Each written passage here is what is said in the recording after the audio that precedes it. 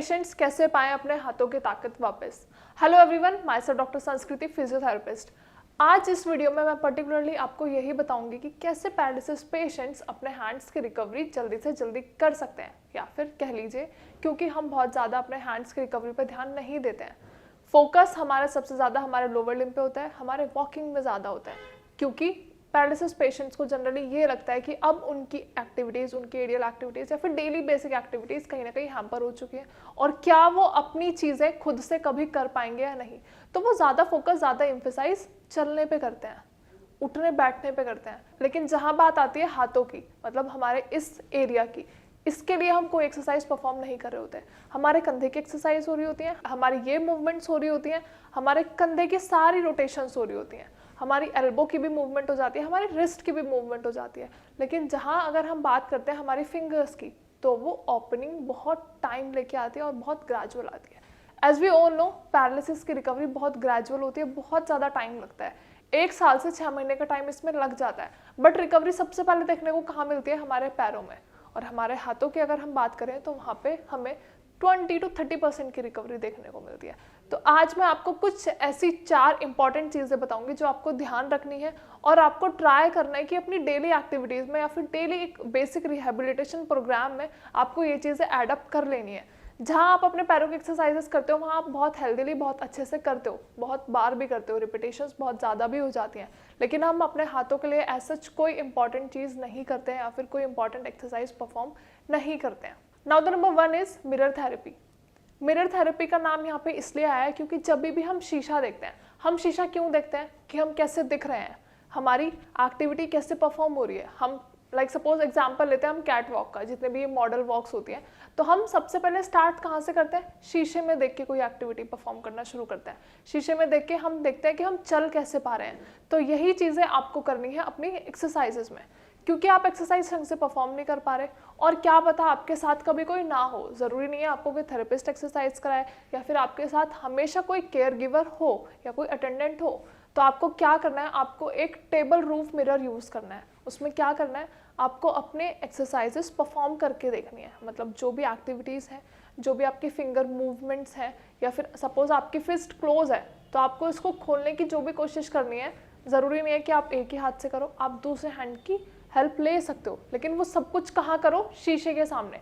क्योंकि जब आप शीशे में देख के कोई एक्सरसाइज परफॉर्म करोगे तो आपकी न्यूरल एक्टिविटी बढ़ेगी, आपका ब्रेन रीवायर होने की कोशिश करेगा। क्योंकि ये एक्टिविटीज़ आप पहले भी करते थे। हम नॉर्मल लाइफ में भी पता नहीं कितनी बार कोई सामान उठाना होता है, रखना होता है, तो हम ग्रास्पिंग करते हैं, हमारी मुट्ठी बंद होती है और खुलती भी है। तो वो चीज़ें हम परफॉर्म करेंगे जो हमारा ब्रेन याद कर पाएगा, और इसी प्रोसेस को कहते हैं हम न्यूरोप्लास्टिसिटी। जब भी हम कोई एक्टिविटी बार बार परफॉर्म करेंगे तो हमारा ब्रेन रिवायर होगा, और ब्रेन रिवायर होगा मतलब एक्शंस परफॉर्म करवाएगा, रिफ्लेक्सेस भेजेगा। अब आप सोच रहे होगे कि हैंड की रिकवरी में इतना ज़्यादा टाइम लगता क्यों है? आखिर उसके पीछे रीज़न क्या है? जो भी हमारा ब्रेन का एरिया होता है, जो हमारी मसल एक्टिविटीज़ को और हमारे रिफ्लेक्सेस को कंट्रोल करता है, वो कहीं ना कहीं अफेक्ट हो जाता है। बहुत ज़्यादा उसमें स्ट्रोक का असर हमें देखने को मिलता है, जिसकी वजह से हमारी मसल एक्टिविटीज़ एंड हमारे रिफ्लेक्सेस हैम्पर होते हैं, या फिर आप कह लीजिए एकदम ख़त्म ही हो जाते हैं। तो जो सेल्स हमारे डैमेज हो चुके हैं, हम उन्हें वापस से तो रीजनरेट नहीं कर सकते, लेकिन जो आसपास की सेल्स हैं, जो हमारा ब्रेन एक्टिव है, तो हम उससे इतनी ज़्यादा फंक्शनिंग ले सकते हैं कि एट द एंड वो वापस से अपनी नॉर्मल एक्टिविटीज़ परफॉर्म करना शुरू कर देता है, लेकिन धीरे धीरे। तो आपको मिरर थेरेपी इसीलिए यूज़ करनी है कि आप जो भी एक्टिविटी कर रहे हो, आप जो भी एक्सरसाइज परफॉर्म कर रहे हो, वो आप शीशे में देख के कर सको, ताकि आपको एक बायो फीडबैक मिले, ताकि आपको देख के पता चले सामने कि ये फिंगर्स हमें ऐसे ओपन करनी है लेकिन ये ऐसे ओपन नहीं हो पा रही। तो वो धीरे धीरे जब आप प्रैक्टिस करोगे, जब आप डेली एक्सरसाइज परफॉर्म करोगे, तो आपको सब कुछ समझ आ जाएगा। Now the second important thing is be repetitive about it.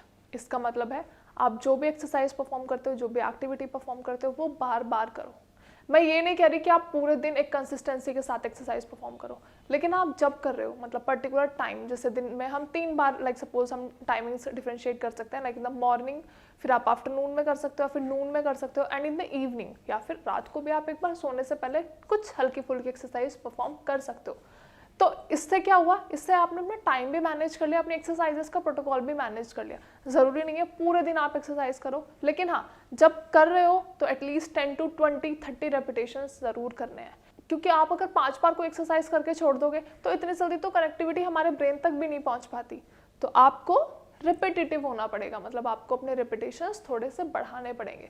Initially चलो आप नहीं कर रहे हो, लेकिन विद द टाइम आपको धीरे धीरे 5 दिन में 7 दिन में आपको अपने रिपीटेशंस बढ़ाने होते हैं। तो इसीलिए ये पॉइंट समझाने का मतलब सिर्फ यही था कि आपको कंसिस्टेंट रहना है, आपको रिपीटेटिव रहना है।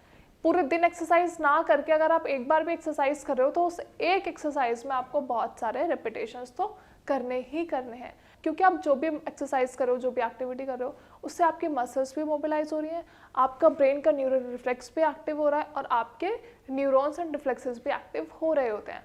तो कम से कम जो भी एक्सरसाइज करेंगे वो थोड़ी ज़्यादा करेंगे, उसके रिपीटेशंस थोड़े से हाई रखेंगे। Now the third important point is try different exercises. अगर हम एक्सरसाइज की बात करें तो हम जनरली वो एक्सरसाइजेस परफॉर्म करते हैं अगर हम किसी के अंडर एक्सरसाइज करते हैं। लाइक सपोज फिजियोथेरेपिस्ट आपको एक्सरसाइज करा रहे हैं या फिर आपके केयर टेकर्स आपको एक्सरसाइज करा रहे हैं, तो जनरली हम वो एक्सरसाइजेस करते हैं जिनका बाद में कोई रोल नहीं होता हमारी लाइफ में, लेकिन हम कोशिश ये करेंगे कि हम फंक्शनल एक्सरसाइजेस करें, मतलब जिनकी एक्टिविटीज, जो एक्सरसाइजेस हम पहले भी करते थे। लाइक सपोज आपको कंधा उठाना है तो आप कंधा ऐसे ही नहीं उठाओगे, आप हेयर कॉम्ब करना शुरू करो। हेयर कॉम्ब आप पहले भी करते थे तो आपका ब्रेन फिर से रिवायर करेगा, क्योंकि आप जब तक आपकी ब्रेन की एक्टिविटीज नहीं बढ़ेंगी, जब तक आपका ब्रेन रिफ्लेक्सेस देना शुरू नहीं करेगा, तब तक हम ये कोशिश बार बार करते रहेंगे कि हमारी मसल एक्टिविटी भी एक्टिव हो जाए। क्योंकि इम्पॉर्टेंट क्या है, इम्पॉर्टेंट हमारी मसल मूवमेंट नहीं है, इम्पॉर्टेंट पहले ये है कि ब्रेन अपने रिफ्लेक्सेस देना शुरू करे। क्योंकि जब तक ब्रेन रिफ्लेक्सेस नहीं देगा, दिस इज इम्पॉसिबल कि आपकी मसल काम करना शुरू कर दे। तो अल्टीमेटली हमारा जो गोल है, जो हमारी रीच है, वो क्या है, हमें अपने ब्रेन को एक्टिव करना है। तो इसीलिए आपको डिफरेंट एक्सरसाइजेस परफॉर्म करनी है और डिफरेंट एक्सरसाइजेस को रिपीटेटिव परफॉर्म करना है। ये नहीं कि आपने आज एक एक्सरसाइज की कल इसको छोड़ दिया, लेकिन एक्सरसाइजेस वो करो जिनका आपकी डेली एक्टिविटी में रोल हो।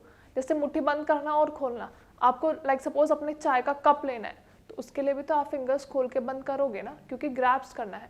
अब हेयर कॉम्ब करना है, हेयर ऑयलिंग करना है, इसके लिए क्या हो रहा है, आपका पूरे हैंड की मूवमेंट हो रही है। कॉम्ब पकड़ रहे हो, आपकी फिंगर्स मूव हो रही हैं, आप हाथ ऊपर लेके जा रहे हो, हमारा एल्बो जॉइंट, हमारा शोल्डर जॉइंट भी मोबिलाइज हो रहा है, उसमें भी हल्की फुल्की मूवमेंट हो रही है। तो आपको ये सब ध्यान रखना है, आराम से करना है, क्योंकि पैरालिसिस की रिकवरी में बहुत टाइम लगता है, ये बहुत ग्रेजुअल प्रोसेस है।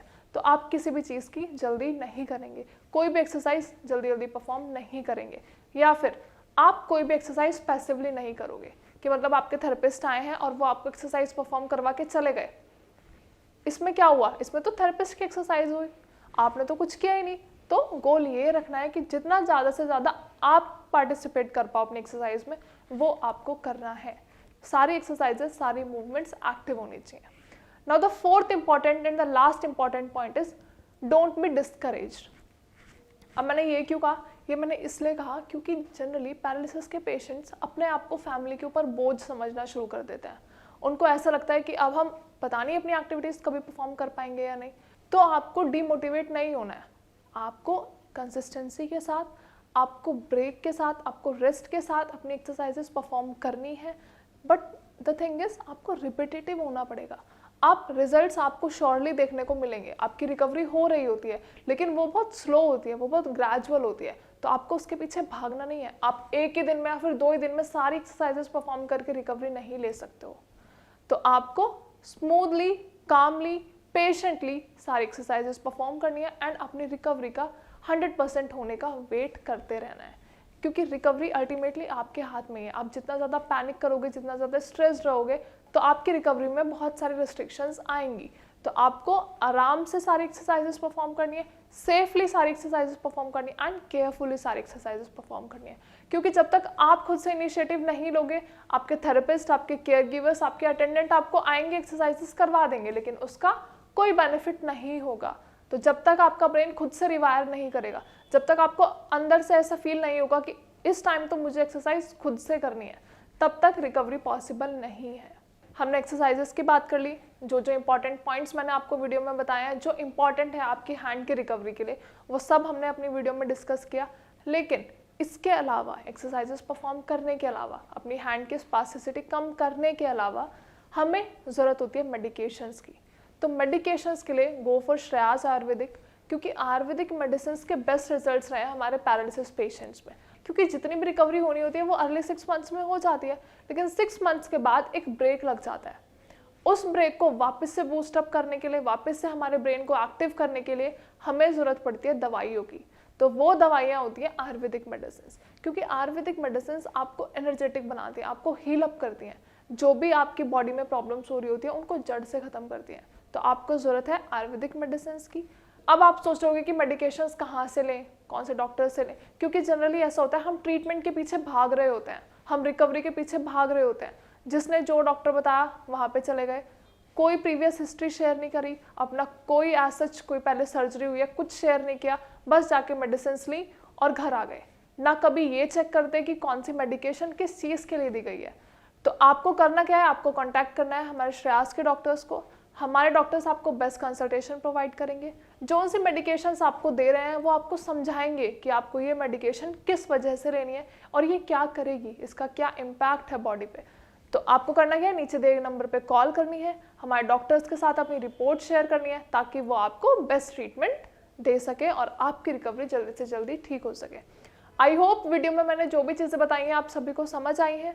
अगर वीडियो के रिगार्डिंग कोई भी क्वेरी है, या फिर आप नॉर्मल लाइफ में भी, या फिर पैरालिसिस पेशेंट्स अगर कोई हैं वो किसी भी प्रॉब्लम से डील कर रहे हैं, चाहे मेडिकेशन है, चाहे एक्सरसाइजेज है, या फिर इंपॉर्टेंट डाइट है, तो आप हमारे डॉक्टर से फ्री ऑफ कॉस्ट कंसल्टेशन ले सकते हैं। हमारे डॉक्टर्स आपको बेस्ट मेडिकेशंस, एक्सरसाइजेस, डाइट्स सब कुछ बताएंगे, क्या क्या चीज़ें आपको खानी है, क्या क्या चीज़ें आपको नहीं लेनी है, वो सब आप हमारे डॉक्टर से अच्छे से कंसल्ट कर सकते हैं। Thank you so much.